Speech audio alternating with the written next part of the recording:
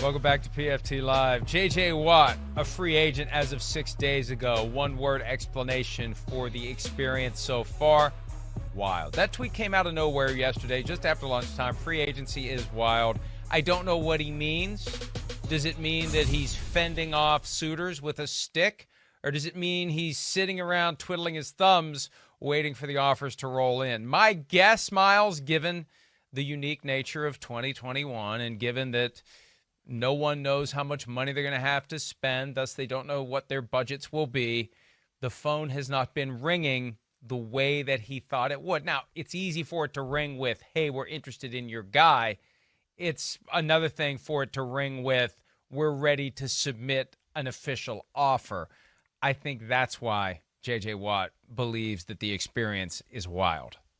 Well, it could be that. It could be all the guys that are tweeting at him and once, saying how much they want him to come play with them or whatnot. But I think you're right that the phone probably is not ringing as much as it would be with offers as it would be in a typical year, because you just don't know how much you can pay him. You don't know what the salary cap is. And because of that, you can't really budget what you might spend on free agents versus what you're going to need for the draft and all these different types of things. So I think at this point, J.J. Watt is a great name to be out there. He's still a very good, productive player. As long as he stays healthy, I think that he could definitely help a contender. But if you are a contender and you know he's available, you might say, yes, JJ, we're interested in you. But unfortunately, right now, we just can't make you an offer because I'm sorry, we don't know what the cap is and we have no idea what we're going to be able to pay you. And that's got to be a slap in the face for a guy who rightfully viewed himself as one of the best defensive players of the past generation, three-time Defensive Player of the Year, surefire Hall of Famer. And now he's available, and yeah, he's 32, and yeah, he's not the guy he used to be, but he's still pretty damn good. And it's crickets. That's got to be unsettling. The other side of it, too, we're going to continue to get the reports of potential interest. Mutual interest is the new phrase. And I don't want to be overly cynical here, but let's face it, each one of these teams has its own media operation now. If you can inject into the overall consciousness of your fan base that you potentially may be getting a J.J. Watt, that's good for business. People are going to be dialing up BuffaloBills.com now that it's out there that there's mutual interest between the Bills and J.J. Watt. I know what I would do as a fan. I'd be checking it all the time. I'd be creeping on the Twitter page of the Buffalo Bills. When's the announcement? When are we going to find out? What do we know? How much does he want? Can we afford it? That becomes a little cottage industry within the broader cottage industry of monetizing the coverage of you as a football team. So, look, the Bills make sense. The Bills make sense. The question is, where does he want to go? And does he care about what he makes this year? He's yet to say that, like Ben did, but I assume at some level, how's it not a factor?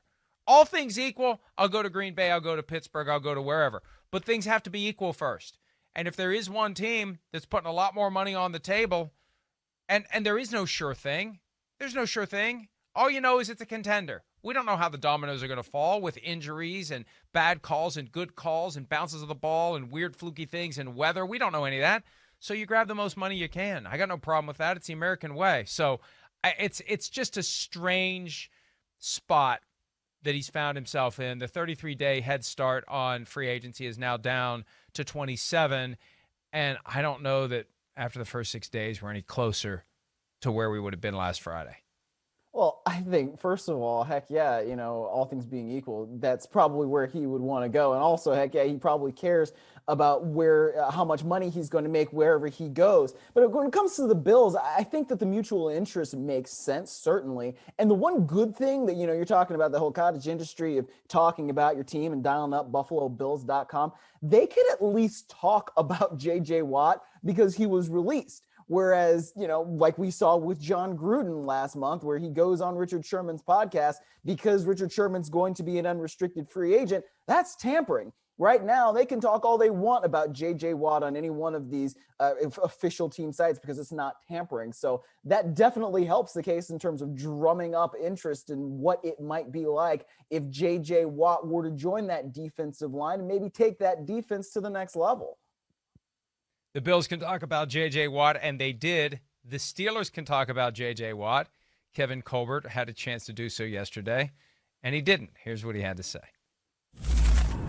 We never talk about an individual potential negotiation.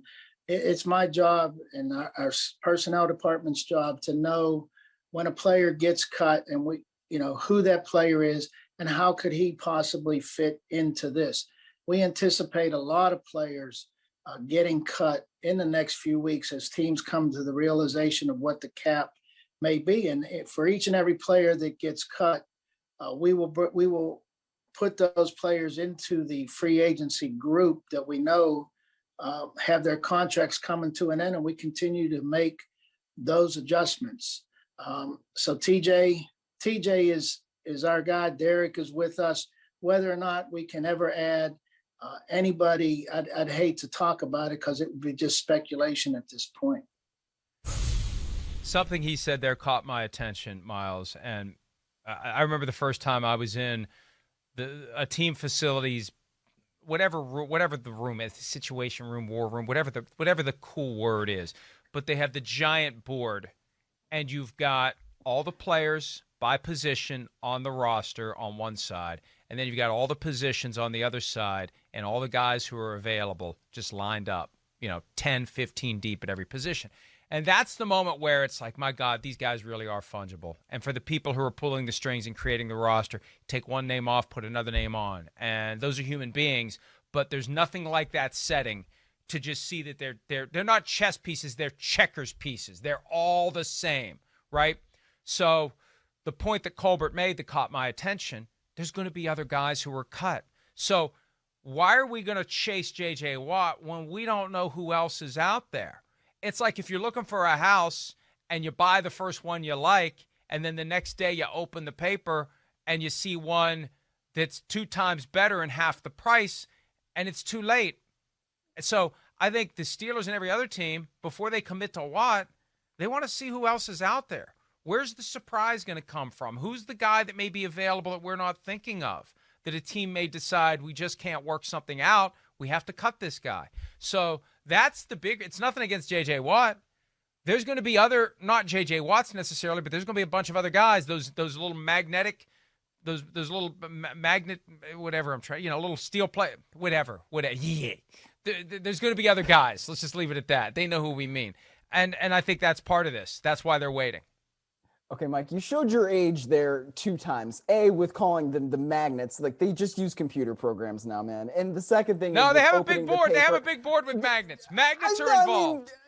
Sometimes they're involved, but the teams I've worked at, it's just a computer program. And then you're talking about opening the paper and finding another house listing, bro. Everything is online now. You don't open the paper and look for a house. I'm aware of Zillow.